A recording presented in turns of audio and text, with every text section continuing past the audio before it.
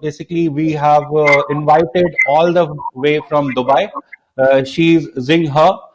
Zing is a founder and CEO of Paramount Shift, and like I personally attended a lot of sessions with Zing, and she's a really energetic and like enthusiastic person, I would say, who is actually helping emerging entrepreneurs to understand the real meaning of life. And she will be speaking on one thing that changes everything for a founder.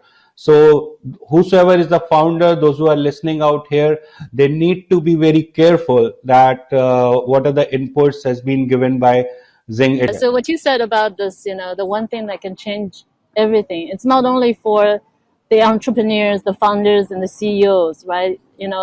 I will share why I actually started this, my own business, because I really truly see all of you for being who you are. You guys are the heroes.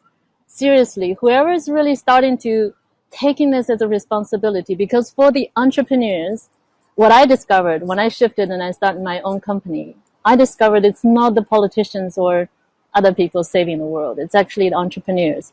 So I was really like, wow.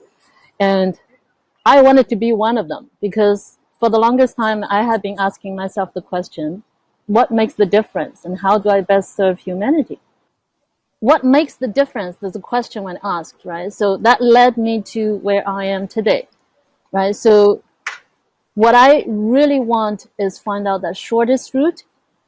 And what is that shortest route is go to the root cause, right? If we go to the root cause, that's it. Everything's taken care of, right? We will have we will have that incredible life that we want to live, money and time freedom. That's the key. So that really prompted me starting my company called Paramount Shift, because this is also going to the root cause. What makes the difference is me coming out being a leader and really doing something and share what I know, right? So, this is the path which I am supporting.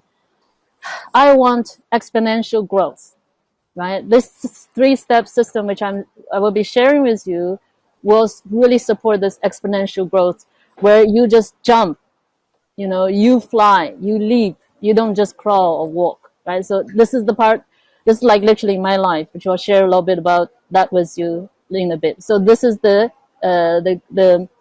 glass ceiling, which I was talking about, right? So this glass ceiling is the limiting beliefs or limiting beliefs that we have. Oh, I'm not good enough.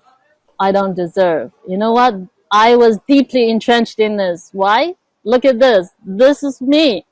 I'm one of the second, like the middle child, right? The second daughter of this farmer's family. This is my grandmother in the background. And so she was literally the person who, gave me all of these glass ceiling kind of beliefs, right? Because the moment I was born, they didn't want me because I was a girl. Oh, I'm not good enough, right? And I don't deserve, because she criticized me all the time because she didn't want me in the family. I was not a boy, right? But these are the things that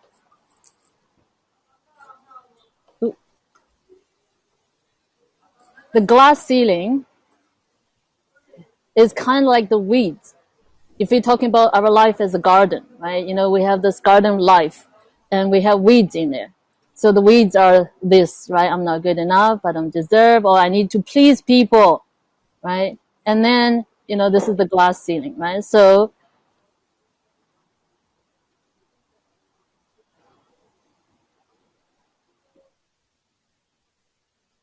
you know what?